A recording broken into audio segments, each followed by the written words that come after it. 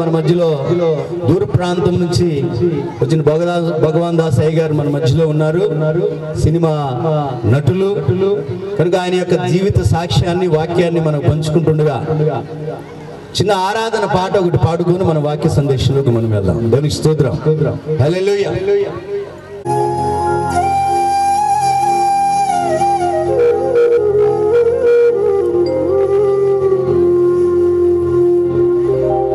శుద్ధీకరించు హిమము వలె యేసు, శుద్ధీకరించుము నీ రక్తములో.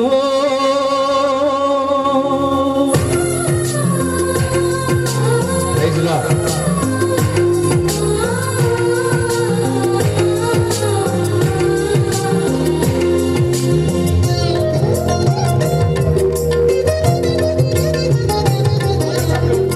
శుద్ధీకరించుము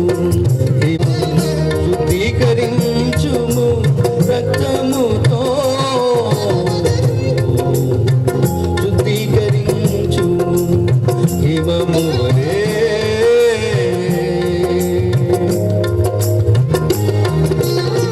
నీ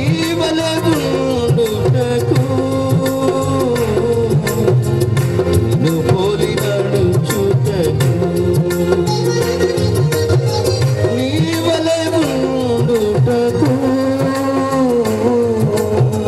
నిన్ను పోలి నడుచుటకు, శుద్ధీకరించుము హిమము వలె యేసు, శుద్ధీకరించుము రక్తముతో, శుద్ధీకరించుము హిమము వలె.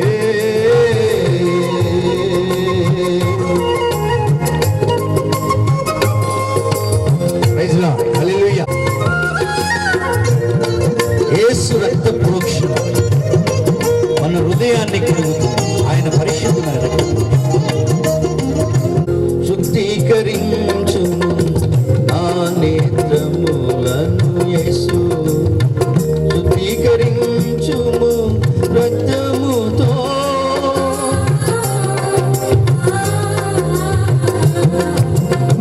శుద్ధీకరించుము నా నేత్రములను యేసు, శుద్ధీకరించుము రక్తముతో, నీ వలె ఉండుటకు నిన్ను పోలి నడుచుటకు, నీ వలె ఉండుటకు నిన్ను పోలి నడుచుటకు, శుద్ధీకరించుము హిమము వలె యేసు, శుద్ధీకరించుము రక్తముతో, శుద్ధీకరించుము హిమము వలె. శుద్ధీకరించుము నా పెదవులను యేసు, శుద్ధీకరించుము రక్తముతో,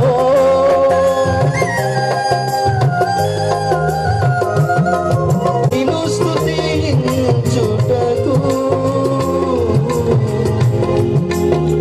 నిన్ను కీర్తించుటకు, నిన్ను స్తుతించుటకు,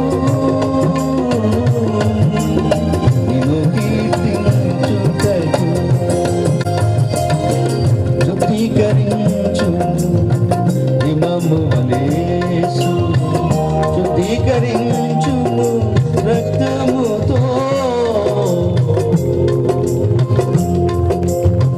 శుద్ధీకరించుము హిమము వలె. నా హృదయమును యేసు, శుద్ధీకరించుము రక్తముతో,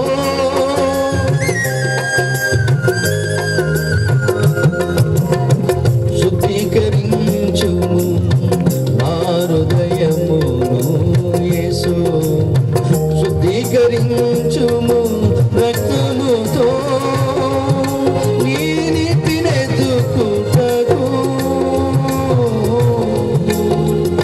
నీ రాజ్యము చేరుటకు నీ నీతినెత్తుకుంటకు నీ రాజ్యము చేరుటకు శుద్ధీకరించుము హిమము వలె శుద్ధీకరించుము రక్తముతో శుద్ధీకరించుము హిమము వలె నీ వలె ఉండుటకు నిన్ను పోలి నడుచుటకు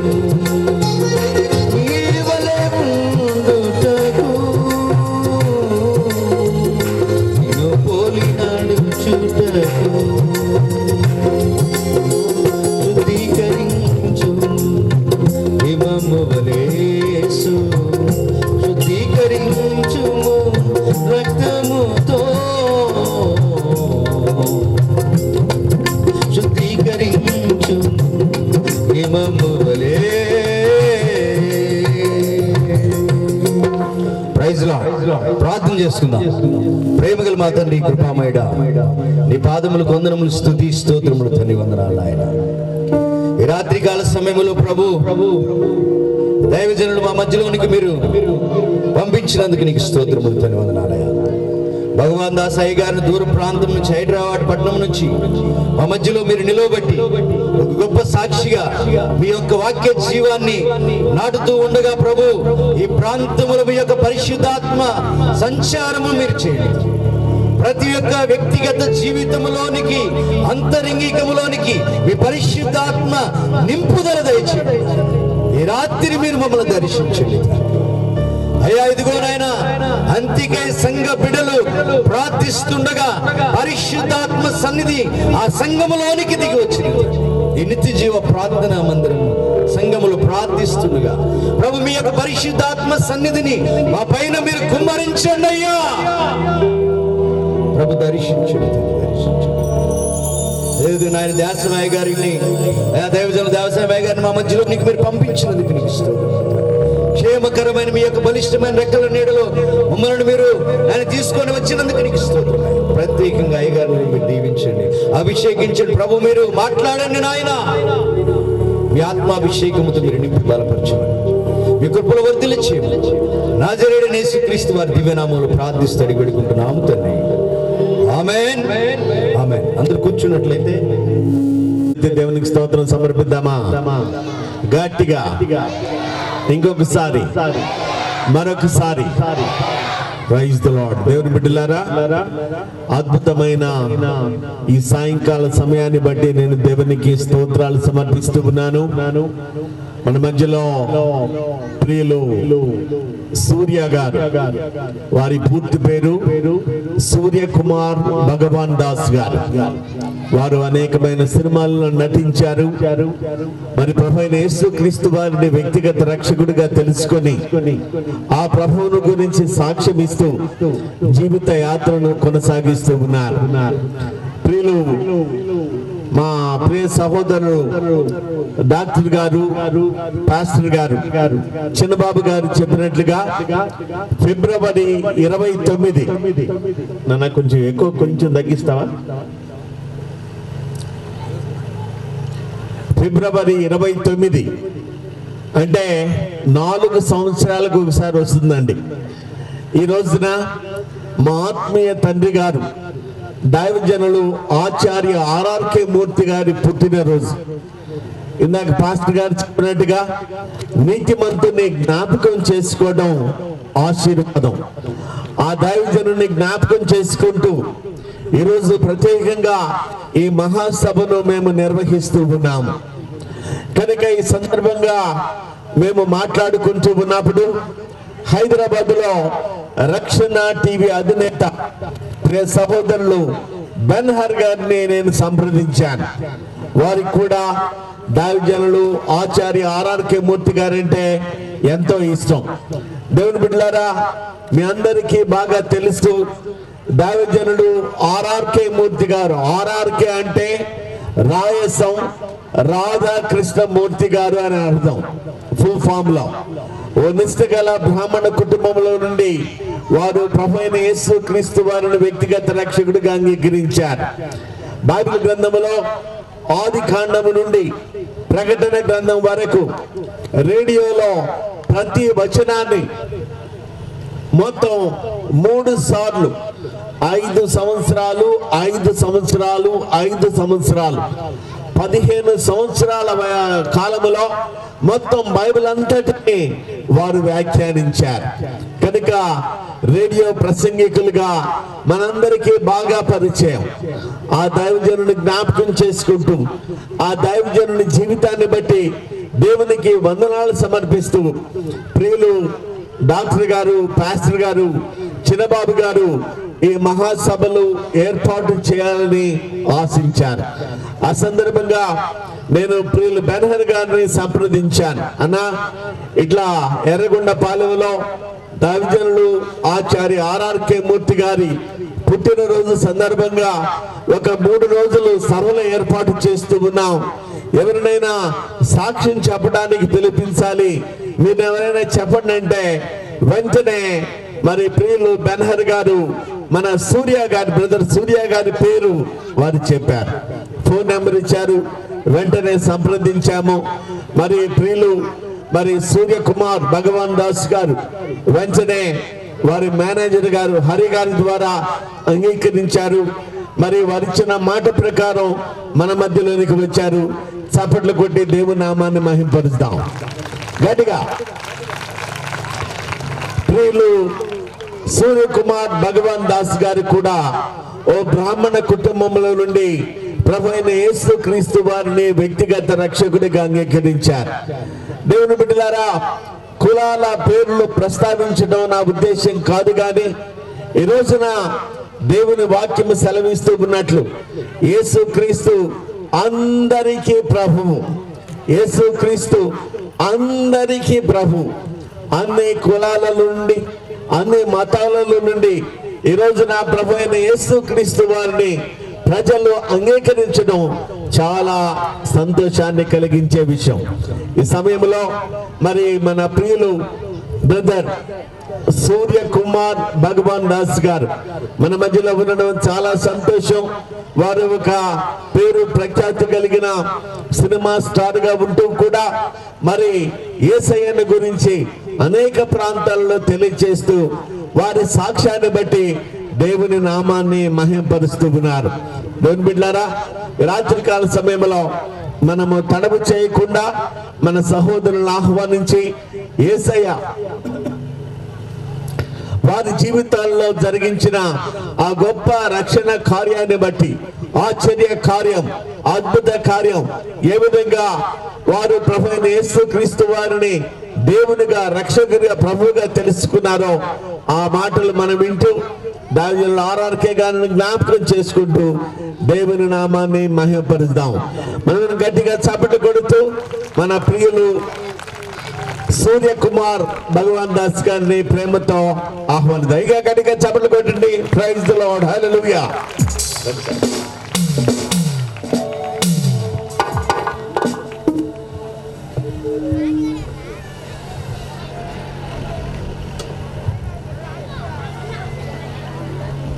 యెహోవాకు స్తోత్రం. దైవ కుమారుడు, నా రక్షకుడు, నా పాపాల నుంచి రక్షించిన దైవ కుమారుడు యేసు క్రీస్తు ప్రభువారికి స్తోత్రం. పరిశుద్ధాత్మ, నాలో ఉన్న నాతో ఉన్న పరిశుద్ధాత్మకి స్తోత్రం. పూర్వకంగా సత్యముగా అవునంటే చేతులు ఎత్తండి, కాదంటే ఎత్తకండి. ఇక్కడ కూర్చుంటున్న వాళ్ళలో ఎంతమంది క్రైస్తవులు ఉన్నారు? చేతులు ఎత్తండి. చేతులు ఎత్తని వాళ్ళు ఎవరైనా ఉన్నారా? దించండి, చేతులు దించండి. క్రైస్తవులు కాని వారు చేతులు ఎత్తండి. ఓ, అందరూ క్రైస్తవులే, చాలా మంచిది. రెండో ప్రశ్న అడుగుతాను, సత్యముగా మీరు జవాబు చెప్పాలి నాకు. ఇక్కడ కూర్చుంటున్న వాళ్ళు అందరూ కూడా క్రైస్తవులు అని అన్నారుగా, ఎంతమందికి చదువు రాదు? చేతులు దించండి. మీలో కొందరు చాలామంది వయస్సులో పెద్దవారు కూడా ఉన్నారు. మీ జీవితాంతం కూడా మీకు చదువు రాదు అని తెలిసి కూడా చదువు నేర్చుకుందాము అనే కోరిక పుట్టలేదా? దేవుని వాక్యం, పరిశుద్ధ గ్రంథములో ఉన్న మాటలు మనం తెలుసుకోవాలంటే ఆ గ్రంథం మనం చదవాలి. ఎవరో చెప్తే వినడం కాదు. ఆ గ్రంథంలో ఏమి రాసి ఉన్నది అనేది మనం స్వయంగా చదవగలగాలి, అర్థం చేసుకోగలగాలి, మనసులో పెట్టుకోగలగాలి, దాన్ని మన జీవితంలో పాటించగలగాలి. ఈ 4 చేసేవాడే క్రైస్తవుడు. నా యేసుక్రీస్తు ప్రభువు వారు ఏమన్నారంటే, నా మాట విన్నవాడు కాదు నా శిష్యుడు అన్నాడు. నా మాట విని నా మాటని పాటించేవాడే నా శిష్యుడు అన్నాడు. అవునా? చేతులు ఎత్తండి. అవునా కాదా? ఈ మాట విన్నారా మీరు? విని ఉంటే అవునండి, చేతులు ఎత్తండి. పాత నిబంధన చరిత్ర మనం చదవాలి, తప్పనిసరిగా చదవాలి. కానీ మన దేవుడు ఎవడు? క్రీస్తు ప్రభువు వారు. ఆయన ఎప్పుడు వచ్చారు? కొత్త నిబంధనతో వచ్చారు. ఆయన నా దేవుడు. నేను పాత నిబంధన చదువుతాను, అది చరిత్ర తెలుసుకోవడానికి చదువుతాను. కానీ నా జీవితాన్ని మార్చే మాటలు నా యేసుక్రీస్తు ప్రభువు వారు పలికారు. ఆ మాటలు మీరు చదివితే మీ జీవితాలు కూడా మారిపోతాయి. క్రైస్తవులు చాలామంది అనుకుంటున్నారు వీరు మత మార్పిడి చేస్తున్నారని. అది తప్పు. వారు మారు మనసు పొందేలా మాటలు చెప్తున్నారు అని నా అభిప్రాయం.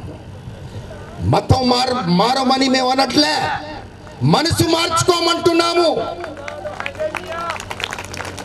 యేసుక్రీస్తులో ఉన్న ప్రతి వాడు ఒక కొత్త సృష్టి. పాత మనిషి చనిపోయాడు, కొత్త మనిషి పుట్టుకొచ్చాడు. దానికి అర్థం ఏమిటి? అంతకుముందు తాగుబోతు, ఇప్పుడు తాగుడు మానేసి మంచివాడుగా బ్రతుకుతున్నాడు. అంతకుముందు వ్యభిచారం చేసేవాడు ఆ వ్యభిచారం మానుకుని ఇప్పుడు వాడు యవ్వనంలో ఉన్న భార్యతో చాలా హాయిగా సుఖంగా బ్రతుకుతున్నాడు. వ్యభిచారం మానుకున్నాడు. అంతకుముందు మనుషుల్ని కొట్టి చంపేవాడు క్షమాపణ పొంది యేసుక్రీస్తు ప్రభు వారి మాటల మీద బ్రతుకుతున్నాడు. యేసుక్రీస్తులో ఉన్న ప్రతి వాడు ఒక కొత్త సృష్టి. మనిషి మారలే, శరీరం మారలే, మనస్సు మారింది, ఆలోచనలు మారాయి. ప్రియులారా, నేను ఎందుకు అడిగానంటే మీలో ఎంతమంది చదువు రాదు అని ఎందుకు అడిగానంటే, ఈ పరిశుద్ధ గ్రంథము నేను బైబిల్స్ పట్టుకురాను. ఎందుకంటే నా బైబిల్స్ అన్నీ కూడా నా ఇంట్లో ఎన్ని బైబిల్స్ ఉన్నాయో 2 బుక్ షెల్ఫ్ నిండా బైబిల్స్ ఉంటాయి. నాకు చాలా బరువుగా ఉంటాయి. నా బైబిల్స్ అన్నీ నా ఫోన్లో ఉంటాయి. ప్రతి భాషలో, హిందీలో చదువుతాను, తెలుగులో ఉన్నాయి, ఇంగ్లీష్లో ఉన్నాయి, అన్నీ నా ఫోన్లో ఉంటాయి. ప్రియులారా, మీరు బైబిల్ చదివితేనే దేవుని వాక్యం మీకు అర్థమవుతుంది. మనిషి చెప్తే ఒక అధ్యాయంలో ఒక 2-3 వచనాలు చదివి దానికి అర్థం చెప్పగలుగుతాడేమో, కానీ ఏ బోధకుడైనా బైబిల్లో ఉన్న 66 పుస్తకాలు చెప్పగలడా ఒక రోజున? ఒకసారి ఆలోచించండి. జనవరి 1 నుంచి డిసెంబర్ 31వ తారీఖు వరకు మీరు ఒక ఏడాదిలో బైబిల్ చదవగలిగితే మీ జీవితాలు ఇంకా బాగుపడతాయి, ఇంకా బాగుపడతారు. మీరు చాలా విషయాలు మీరు తెలుసుకుంటారు. ప్రియులారా, 14 సంవత్సరాల క్రితం నేను బైబిల్ని ఎత్తుకున్నా. ఈ 14 సంవత్సరాల్లో కూడా ఏనాడు కూడా బైబిల్ చదవకుండా నేను నిద్రపోలేదు.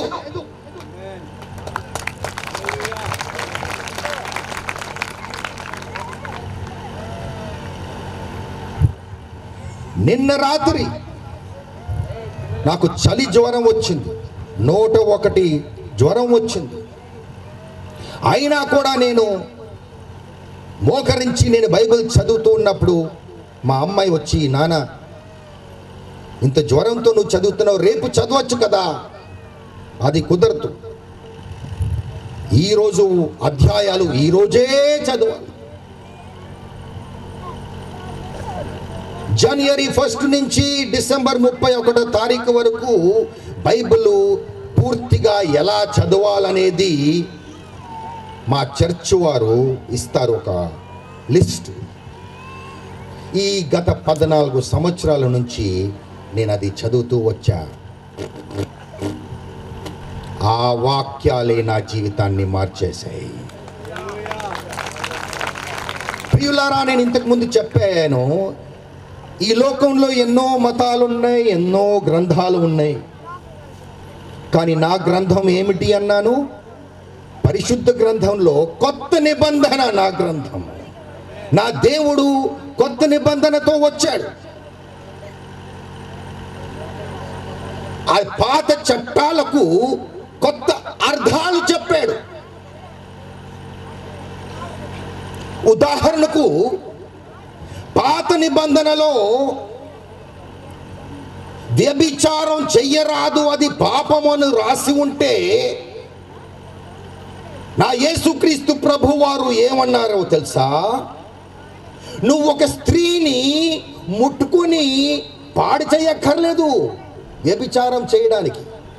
కంటితో ఎప్పుడైతే నువ్వు కోరావో నువ్వు ఆ పాపము చేసావో అన్నాడు. ఇలాంటి పాపాలు మనం ప్రతిరోజు చేస్తూనే ఉంటాం. ఆడవాళ్ళు నడుస్తున్నప్పుడు మనం వాళ్ళ వైపు చూస్తున్నప్పుడు అది కూడా తప్పు నేనంట. ఎందుకంటే కండ్ల కోరికలు మూలంగా శరీర కోరికలు వస్తాయట. మన కంటితో ఏదైతే చూస్తామో అది మనం మనసులోకి వెళ్ళి మన శరీరం చేత చేయిస్తాయి. చూడటం కూడా తప్పు అని నా ప్రభువు అన్నాడు. మనిషిని కత్తితో పొడిచి చంపకర్లే, నేను తోటి మనిషితో కోపంగా ఉన్నా అది హత్యతో సమానం అన్నాడు నా దేవుడు. ప్రియులారా, నా దేవుని మాటలు నా జీవితాన్ని మార్చేశాయి. ఇది ఎలా జరిగిందంటే, నాకు అప్పుడు 50 సంవత్సరాలు, అంటే ఒక 14 సంవత్సరాల క్రితం. 50 సంవత్సరాలు అప్పుడు నా వయస్సు.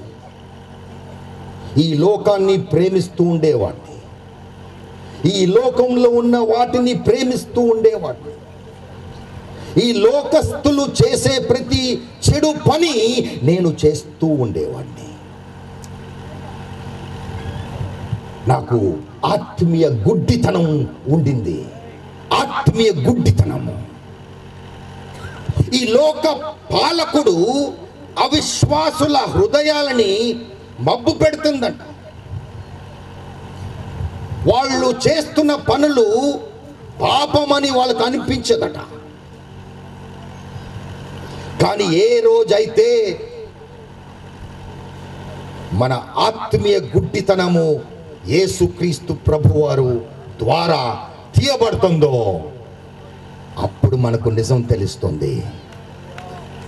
నా ప్రభు ఏమన్నాడంటే, నా మాటల్ని మీరు అనుసరిస్తే మీకు నిజం, మీకు సత్యం తెలుస్తుంది, ఆ సత్యం మీకు విడుదల కలిగిస్తుంది అన్నాడు.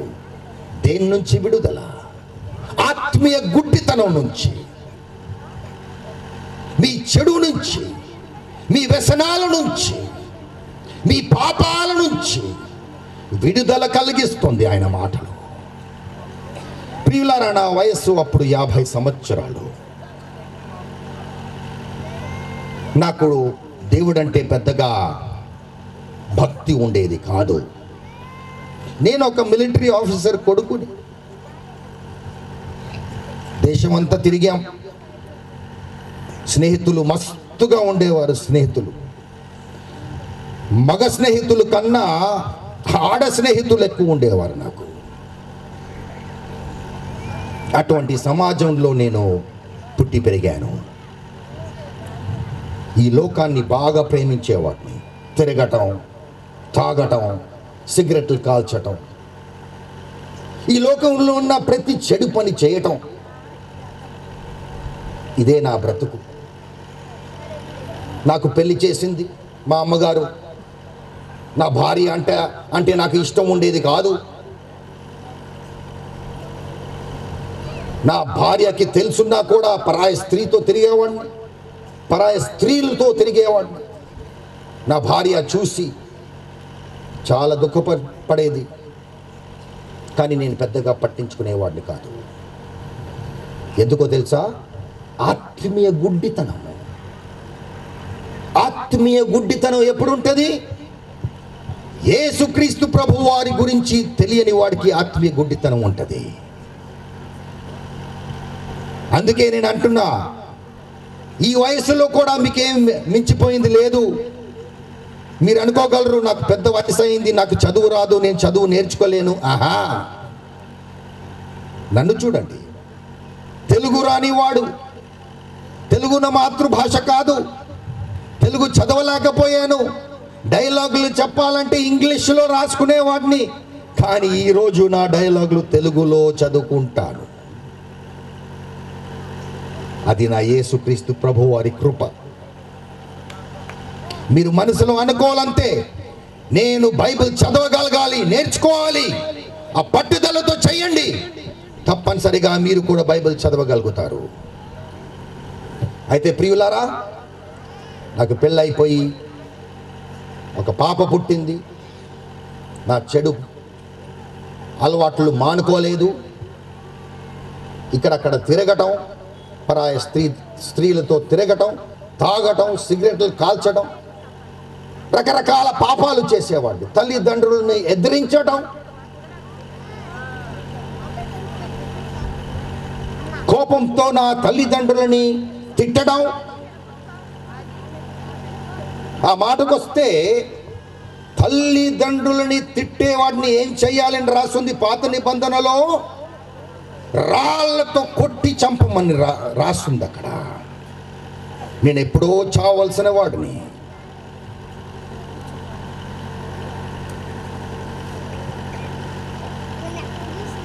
కానీ ఈ లోకం ఉనికిలోకి రాకముందే దేవుడు నా పేరు ఆయన పుస్తకంలో రాసుకున్నాడు.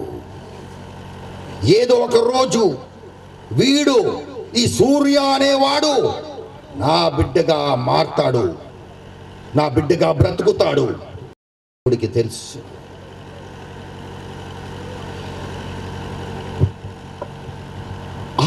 ఒకరోజు జీవితం మీద విరక్తి పుట్టి నేను ఒక పేరు ప్రఖ్యాతలు చెందిన నటుడు అవ్వాలనుకున్నాను. పేరు సంపాదించుకున్నాను, డబ్బు సంపాదించుకున్నాను, కానీ మనశ్శాంతి ఉండేది కాదు నాకు. అస్సలు ఉండేది కాదు. స్నేహితులతో కొట్లాటలు పెట్టుకోవటం, తల్లిదండ్రులను ఎదిరించటం, భార్యతో సమాధానంతో ఉండలేకపోయాను, నా పిల్లలతో సమయం గడపలేకపోయాను. తాగుడు, తిరుగుడు. అయితే ఒకరోజు జీవితం మీద విరక్తి పుట్టి నా ప్రాణం నేను తీసేసుకోవాలి, నాకు ఇష్టం లేదు ఈ జీవితం అని నిర్ణయించుకుని నా ఇంటి దగ్గర నుంచి 70 కిలోమీటర్ల దూరంలో ఒక మర్రి చెట్టు ఉండేది. అక్కడికి నేను నెలకొకసారి వెళ్ళేవాడిని. ఎందుకు వెళ్ళేవాడిని నాకే తెలియదు. కొన్నిసార్లు స్నేహితులతో వెళ్ళేవాడిని, కొన్నిసార్లు ఒంటరిగా వెళ్ళేవాడిని. కానీ ఆ చెట్టు కింద కూర్చుంటే నాకు ఒక రకమైన ఆకర్షణ వచ్చేది. అయితే ఆ రోజు ఒంటరిగా కారెక్కి ఆ చెట్టు కింద వెళ్ళా. ఆ చెట్టు కింద వెళ్ళి కారులో కూర్చున్నా నా ప్రాణం ఏ విధంగా నేను తీసేసుకోవాలి. మనుషులు ఆత్మహత్య చేసుకుంటే ఏ విధంగా చేసుకుంటారు, ఇంత పెద్ద లిస్టు ఉండింది నాకు. నేను మీకు చెప్పనక్కర్లే, ఇక్కడ చిన్నపిల్లలు కూర్చున్నారు, నిరాశపడి జీవితం మీద విరక్తి పుట్టి మనిషి ఏదేదో చేస్తాడు. వాడికి ఆలోచన సరిగ్గా రాదు. వద్దు, నీ ప్రాణం నువ్వు తీసుకోవద్దు అన్నా కూడా వాడికి అర్థం అవ్వదు. దాన్ని ఇంగ్లీష్లో డిప్రెషన్ అంటారు, ఫ్రస్ట్రేషన్ అంటారు. ఆ పరిస్థితిలో నేను కారులో కూర్చుంటూ ఉండగా, ప్రియులారా మీరు నమ్మరు, ఒక నిజ దేవుడు ఉన్నాడు, మనుషులతో మాట్లాడే దేవుడు ఒకడు ఉన్నాడు.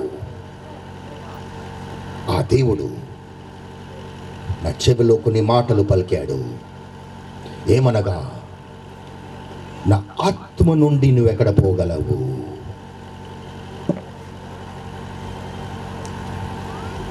నా నుంచి నువ్వెక్కడ పారిపోగలవు. ఆకాశం నాది, పాతాళం నాది.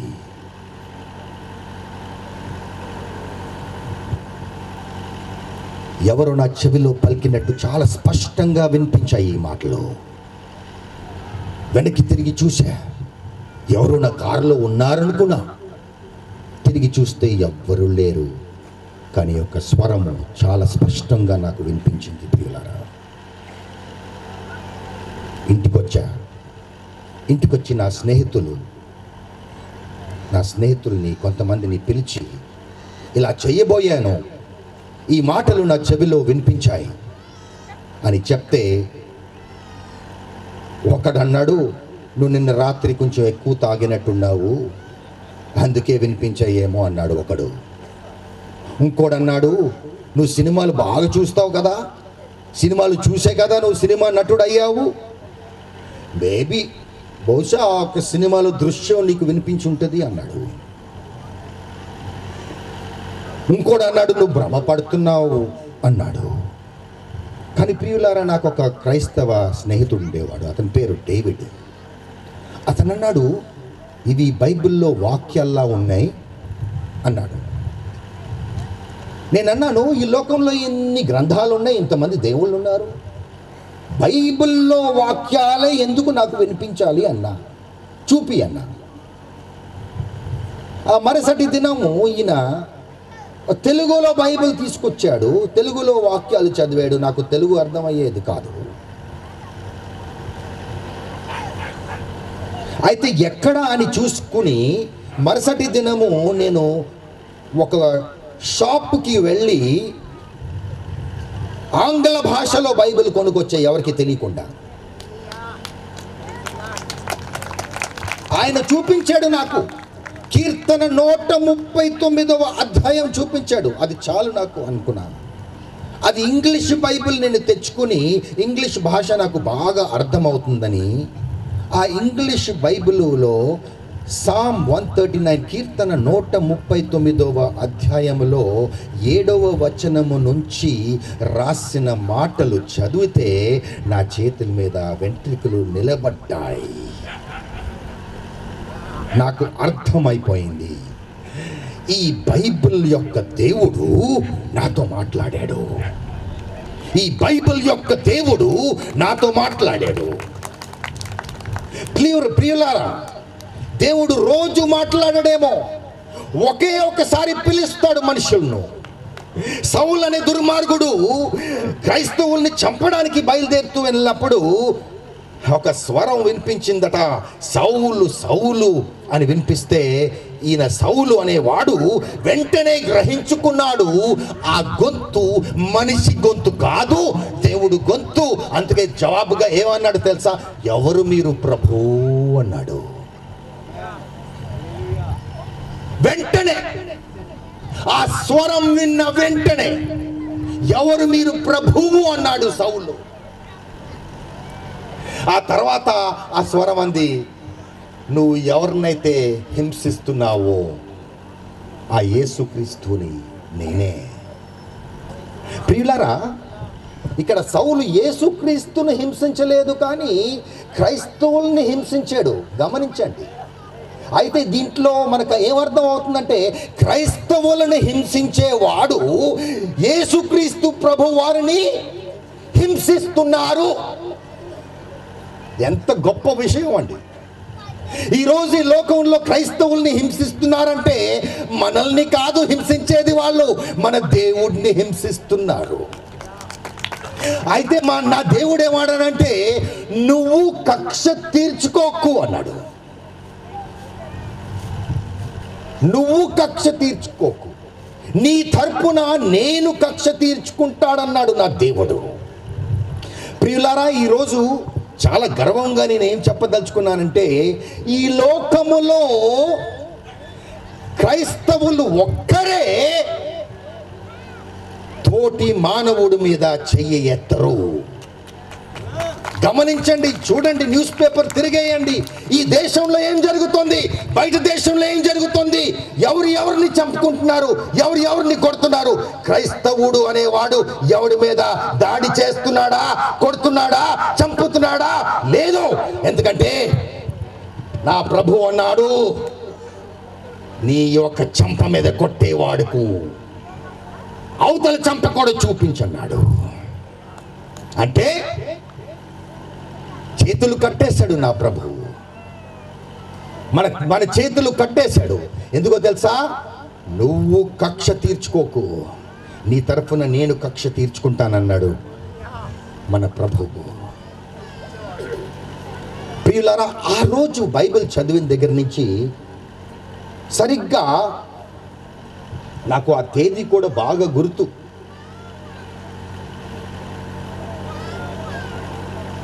20 ఏప్రిల్ 2005. 20 ఏప్రిల్ 2005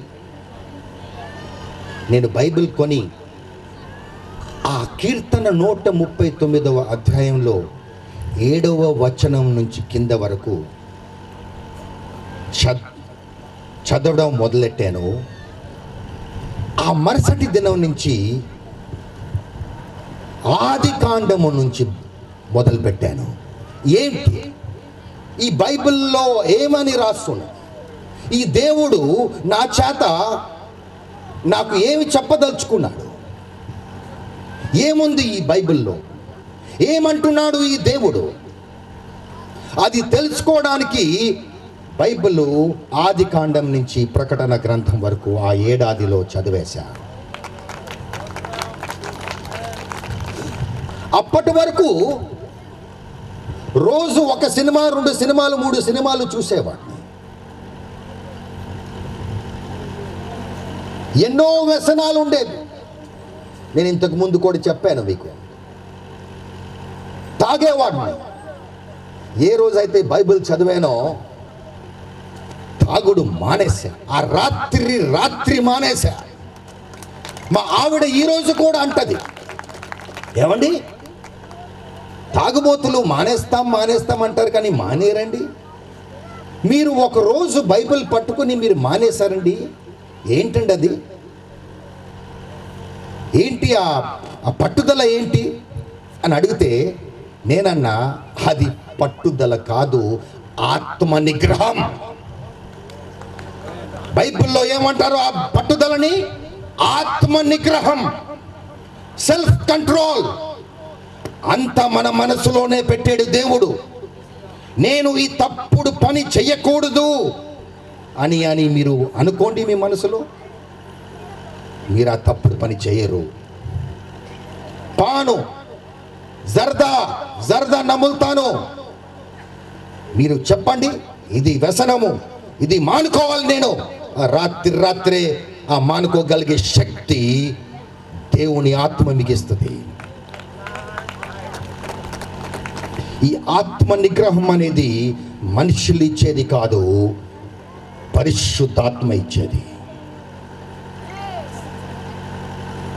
ఈరోజు బైబిల్ చదువుతున్నప్పుడు మనుషులు ఏమేమో ఏ తప్పులు చేస్తారు, ఏమేం పాపాలు చేస్తారు అని పేపర్లో చదివితే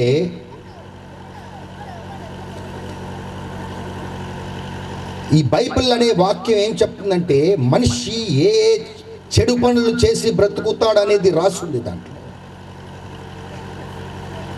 అవన్నీ కూడా ఒకటొకటి మానుకొని వచ్చా. నా జీవితాన్ని శుద్ధి చేసుకున్నాను. నా దేవుడు ఆయన రక్తంలో నన్ను కడిగి వేశాడు.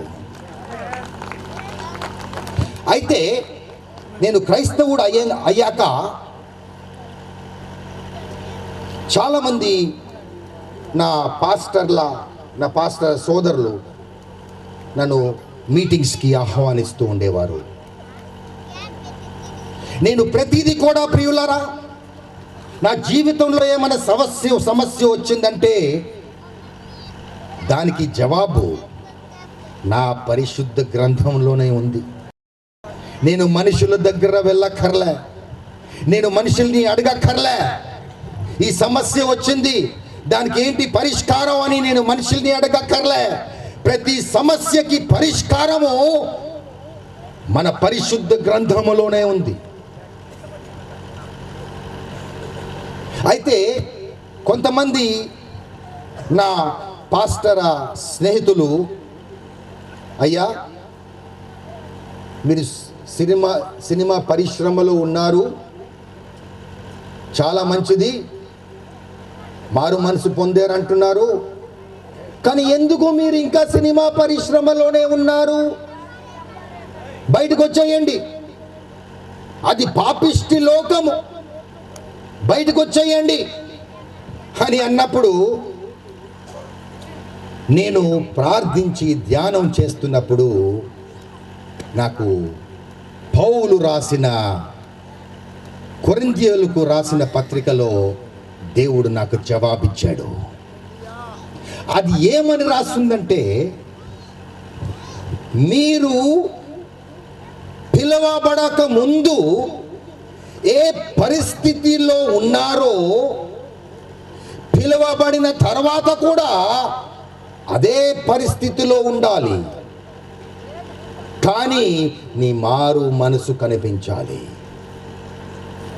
ప్రియులారా, నా దేవుడు ఆ ద్వారా ఏమని అంటున్నాడంటే, వద్దు, నువ్వు సినిమా నటుడు, నీకు నీ వృత్తి చూపించింది ఎవరు? మనిషా, దేవుడా? చెప్పండి, నీకు వృత్తి చూపించిన వాడు ఎవడు? మిమ్మల్ని అడుగుతున్నాను, జవాబు ఇవ్వండి. హలో, మీకు వృత్తి చూపించిన వాడు ఎవడు? మీ భర్తలా, మీ భార్యలా, మీ సోదరులా, మీ స్నేహితులా? దేవుడు.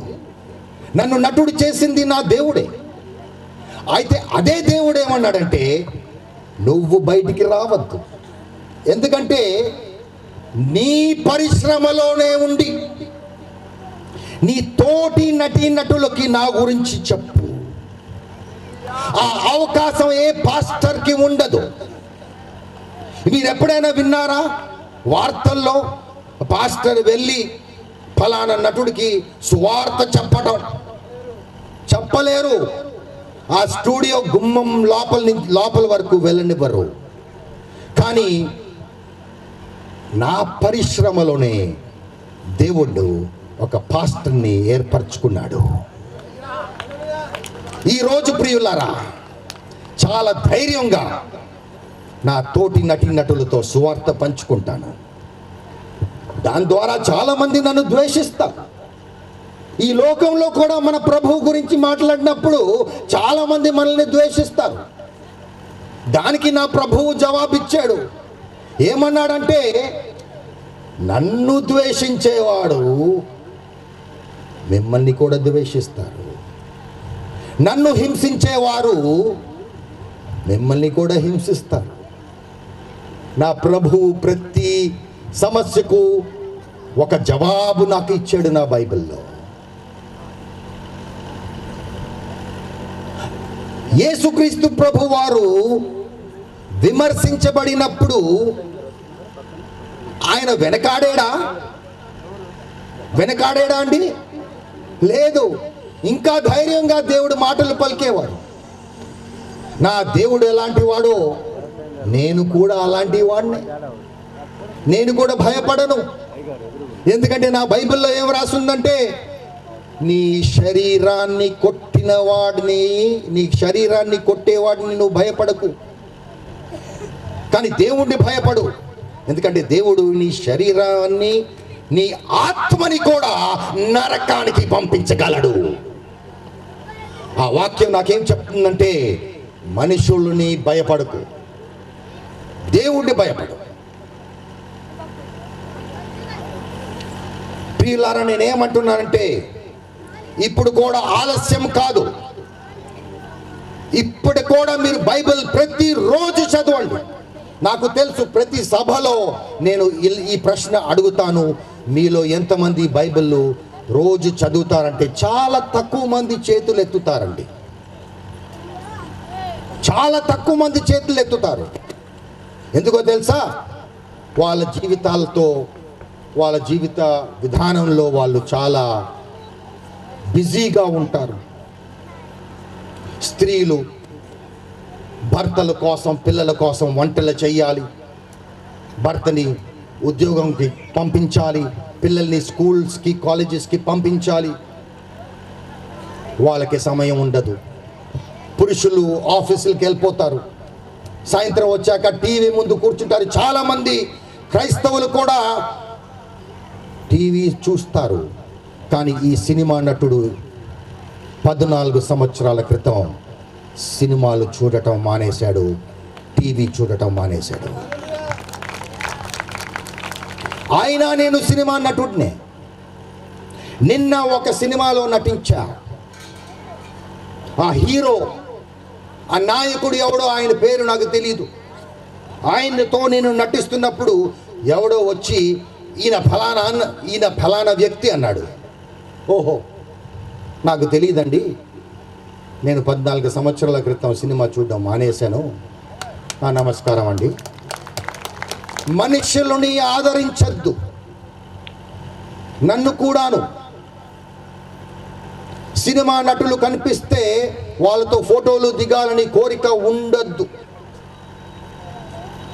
ఎందుకో తెలుసా? మీరు నేను మనుషులం. మీరు నేను మట్టి నుంచి చేయబడ్డ వారము. ఆ మట్టిలోనే కలిసిపోతాము. సినిమా నటుడు గొప్పవాడు కాడు, కానీ ఈ సినిమా నటుడు తన గురించి మాట్లాడడానికి రాలే, తన జీవితాన్ని మార్చేసే దేవుడి గురించి చెప్పడానికి వచ్చాడు. క్రైస్తవులారా, నేను ప్రశ్నలు అడగడం మానేస్తాను, కొన్ని నిజాలు నేను మీకు చెప్తాను. క్రైస్తవులు కూడా ఈరోజు ఇంకా పాపంలో బ్రతుకుతున్నారు. నేను ఎన్నో సభలకు వెళ్తా. ఆ సభల్లో చాలామంది క్రైస్తవులు వస్తారు, కానీ కొంతమంది దగ్గర ఈ మందు వాసన నాకు చాలా బలంగా వచ్చేది. వాళ్ళు యేసుక్రీస్తు ప్రభువారు పేరు ఎత్తుతూ ఇంకా అవే వ్యసనాలు చేస్తూనే ఉన్నారు. అయితే మీరు మీ దేవుడి గురించి చెప్పినప్పుడు మీ మాట వింటారా? మీకు మారు మనసు రానప్పుడు మీరు మీ దేవుడి గురించి చెప్పినప్పుడు మీ మాట వింటారా? నా దేవుడు గొప్పవాడు అని అన్నీ ఇంకా తాగుతూ ఉంటే నా మాట వింటారా? నా దేవుడు గొప్పవాడు అని ఇంకా మనుషులతో కొట్లాటలు పెట్టుకుంటూ ఉంటే నా మాట వింటారా? నా దేవుడు గొప్పవాడు అని ఇంకా వ్యభిచారం చేస్తూ ఉంటే నా దేవుడు గొప్పవాడని నమ్ముతారా? చాలామంది క్రైస్తవులు ఈరోజు కూడా వాళ్ళ దేవుడు గొప్పవాడు అని చెప్పుకుంటూ పాపిష్టి జీవితాలు బ్రతుకుతున్నారు. ఈరోజు నేను ఏం చెప్పదలుచుకున్నానంటే, మీ వ్యసనాలు మానుకోండి. మీ వ్యసనాలు మానుకోండి. అది ఎలా? వ్యసనాలు మానుకునేది ఎలా? మోకరించి ప్రార్థించండి. ఆ పరిశుద్ధ ఆత్మ మీ మీద వచ్చేలా దేవుడికి ఒక వరం అడగండి. ఆ పరిశుద్ధాత్మ మీకు ప్రతి పాపాన్ని, ప్రతి వ్యసనాన్ని మానుకోగలిగే శక్తి ఇస్తుంది. దేవుడికి ఇష్టమైన జీవితం బ్రతికేలా ఆ పరిశుద్ధాత్మ మీకు శక్తినిస్తుంది. ప్రియులారా,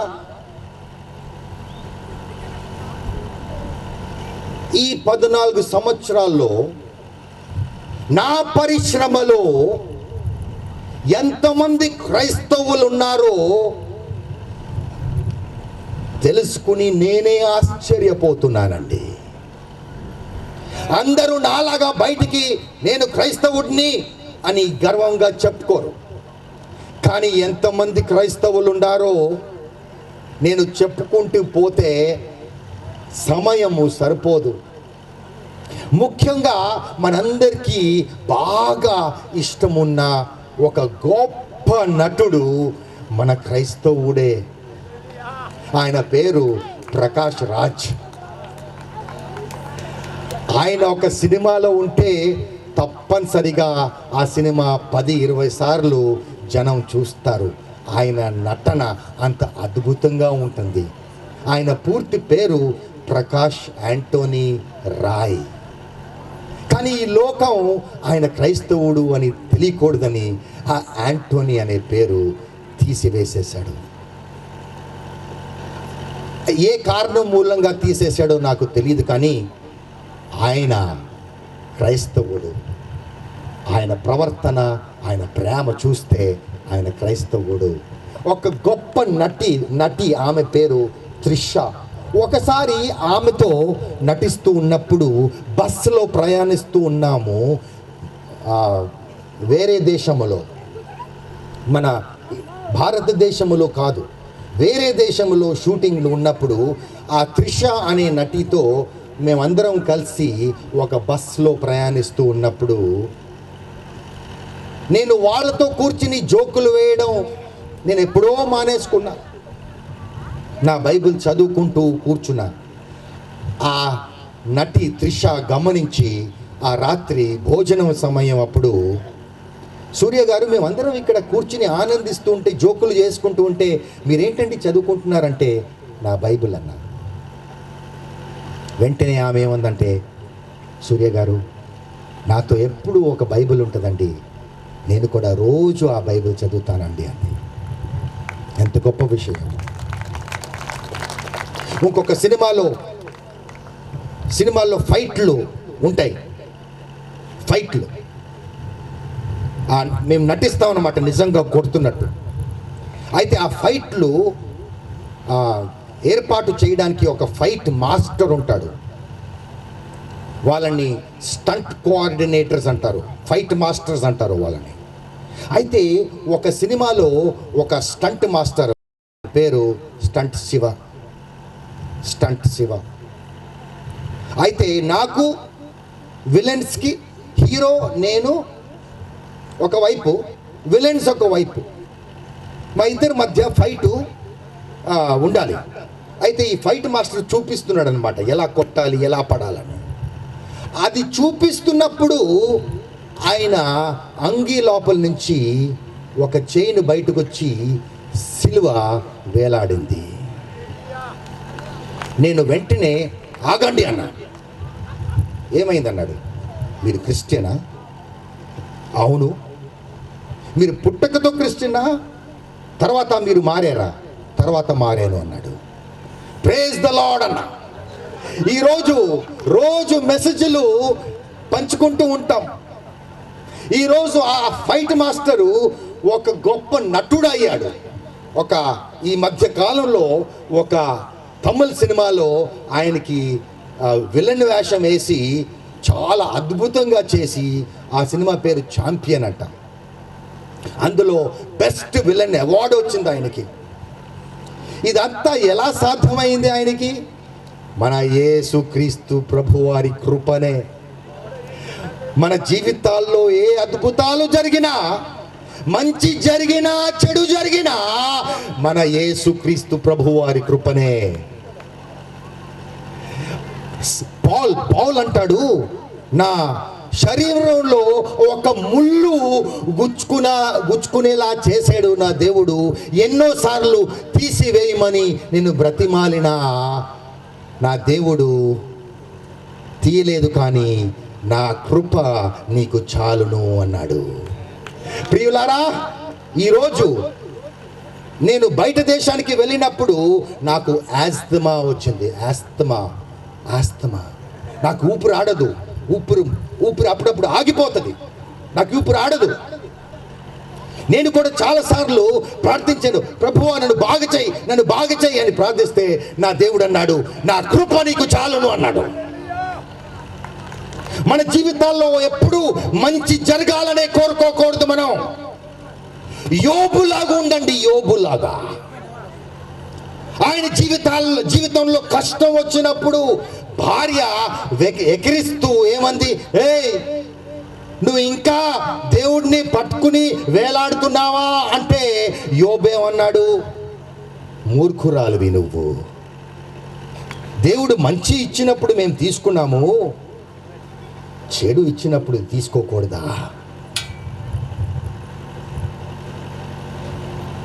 మీ జీవితాల్లో కష్టాలు వచ్చినప్పుడు మీరు దేవుడిని వదిలేసి ఉంటారా? ఎంతమంది దేవుడిని వదిలేస్తారు మీ జీవితాల్లో కష్టం వచ్చినప్పుడు? అది అన్యులు చేసే పని. అన్యులు ఏమంటారంటే, వాళ్ళ దేవుళ్ళకి ఏమన్నా అంటారంటే, నాకే ఎందుకు రావాలి కష్టము? రాకూడదా? వస్తే మీ దేవుడిని వదిలేస్తారా మీరు? లేదు. క్రైస్తవుడు దేవుడికి మధ్య ఆ డివిజన్ ఉండాలంటే, ఆ విడుదల ఉండాలంటే చావు ఒక్కటే. చావు వచ్చే వరకు క్రైస్తవుడు దేవుడినే పట్టుకునే ఉంటాడు. వాడి జీవితంలో మంచి జరగని, చెడు జరగని.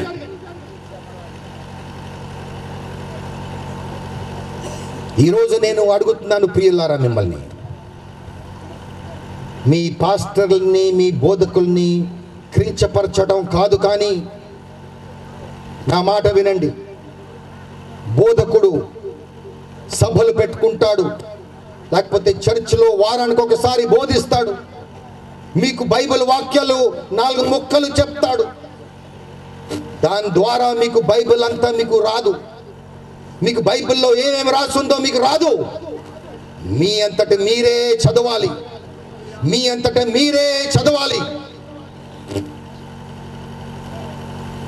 ఎంతమంది ప్రయత్నం చేస్తారు? ఎంతమంది పట్టుదలతో బైబిల్ చదువుతారు ఈ రోజు నుంచి? లేదు, చాలా తక్కువ మంది చేతులు ఎత్తారు. చాలా తక్కువ మంది. 3 పూటలు ఎంతమంది తింటారు? చేతులు ఎత్తండి. తింటరా? సభకి వెళ్ళాను, నేను చెప్తాను క్రైస్తవ పరిశ్రమ ఎలాగైపోయిందని నేను చెప్తాను. చెప్పే నేను వెళ్తా. ఈరోజు మీరు బాగుంటే దేశం బాగుంటుంది. ఒక క్రైస్తవ సభకి వెళ్ళా, ఏలూరు దగ్గర ఒక ఊరు. సభ 8:30కి అన్నారు. 8ంటికి వెళ్ళాం. ఇలా స్టేజ్ కట్టారు. 8:30 అన్నారు. 8 అయింది, ఇంకా మనుషులు రావట్లేదు. ఏంటంటే మీరు భోజనం చేసి రండి సార్ అన్నాడు. అదేంటండి, నాకు అలవాటు, సభ తర్వాతే భోజనం చేయడం నాకు అలవాటు. అంటే లేదు సార్, ఇక్కడ తిరిగేసి చేస్తామంతా అన్నాడు. మీరు ముందు భోజనం చేసి రండి అన్నాడు. ఎందుకండి, ఇక్కడ 8:30 ముందు రారండి.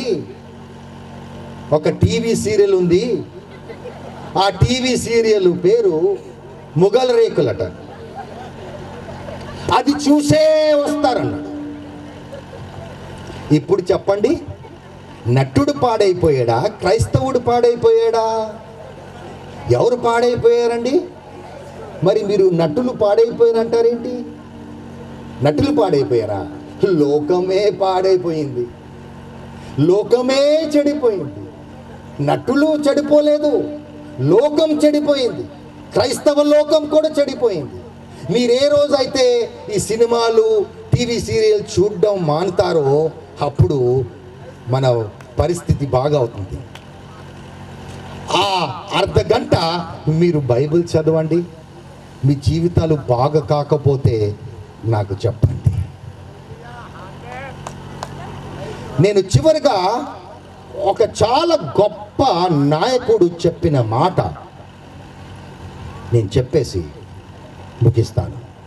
ఆ గొప్ప నాయకుడి పేరు మహాత్మా గాంధీ.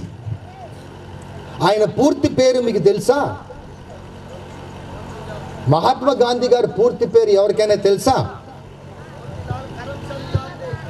ఎస్, మోహన్ దాస్ కరమ్చంద్ గాంధీ. అప్పుడు బ్రిటిష్ వాళ్ళు మన దేశాన్ని పరిపాలించేవారు. ఈ మోహన్ దాస్ కరమ్చంద్ గాంధీ అనేవారు ఇంగ్లాండ్ దేశానికి వెళ్ళి చట్టము, లా చదువుకుని వచ్చారు. అక్కడ ఉండగా బైబిల్ చదవడం మొదలెట్టాడట.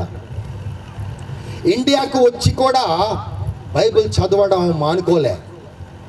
గుజరాత్, ఎక్కడైతే ఆయన రాష్ట్రము, అక్కడ పుట్టేరిన ఆ రాష్ట్రములో ఈరోజు కూడా ఒక గది బయట ఒక నోటీసు బోర్డు ఉంది. ఏమని? ఈ గదిలో మోహన్ దాస్ కరమ్చంద్ గాంధీ బైబిల్ చదివి 10 మందికి చెప్పేవారు అని.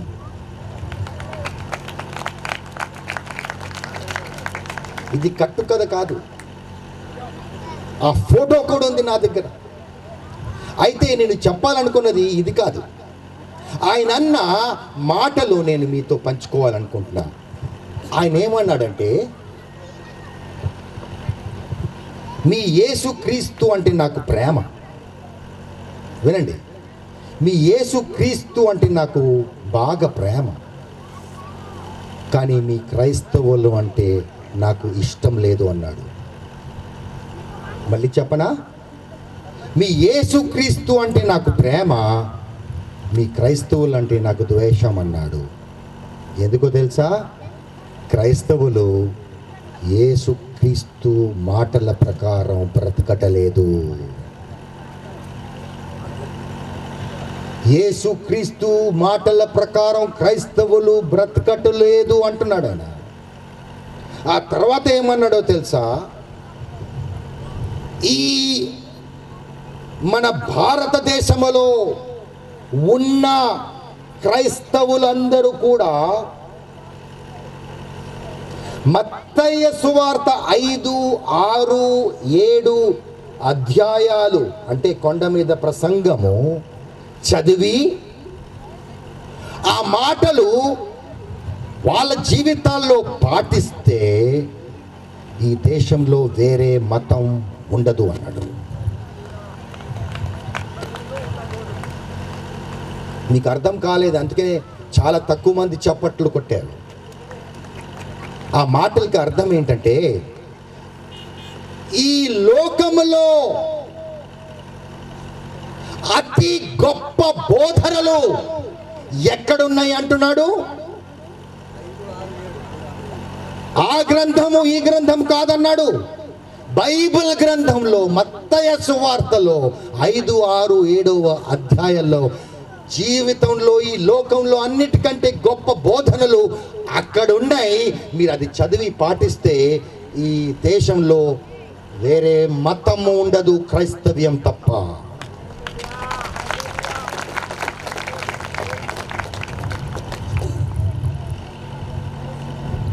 బైబిల్ వాక్యం ప్రకారం ప్రియులారా, మనిషి మనసులో ఎన్నో ఆలోచనలు ఉంటాయి, ఎన్నో తలంపులు ఉంటాయట. కానీ ఆయన పాదాలను నడిపించేది దేవుడే. ఈరోజు నేను ఇక్కడికి వచ్చానంటే ఇద్దరు పాస్టర్ల ఆహ్వానం మీద నా దేవుడు నన్ను ఇక్కడికి తీసుకొచ్చాడు. నా మాటలు ఎవరు మనసు ముట్టుకొనయో లేదో నాకు తెలియదు, కానీ కొన్ని సభల్లో నేను మాట్లాడినప్పుడు, ఒక సభలో నేను మాట్లాడినప్పుడు నన్ను అక్కడ ఆహ్వానించిన పాస్టర్ గారు 2 రోజుల తర్వాత నాకు ఫోన్ చేసి, సూర్య గారు ఒక అద్భుతం జరిగిందండి, నా చర్చ్కి ఒక ఆయన వస్తాడు, ఒక డాక్టర్ వస్తాడండి, ఆయన డాక్టర్గా చేస్తూ కూడా ఉండి కూడా వాళ్ళ భార్యని కొడుతూ ఉండేవాడండి. కానీ మీ మాట విన్న తర్వాత భార్య కాళ్ళ మీద పడి క్షమాపణ అడిగి ఇంకెప్పుడు ఇలాంటి పనులు చేయను అని చెప్పాడంట. ఒక సినిమా నటుడు నా కళ్ళు తెరిచాడు అన్నాడు. నిజానికి సినిమా నటుడు మాటలు కాదండి, మీ హృదయాల్ని తెరిచేది మన యేసు క్రీస్తు ప్రభువారి మాటలు. మన హృదయాల్ని తెరుస్తాయి, మన ఆత్మీయ గుడ్డితనాన్ని తీసేస్తాయి, మనల్ని కొత్త సృష్టిగా చేసేది మన యేసు క్రీస్తు ప్రభువారి మాటలు ఒక్కటే. I thank you, Father, for this opportunity. Thank you, Father.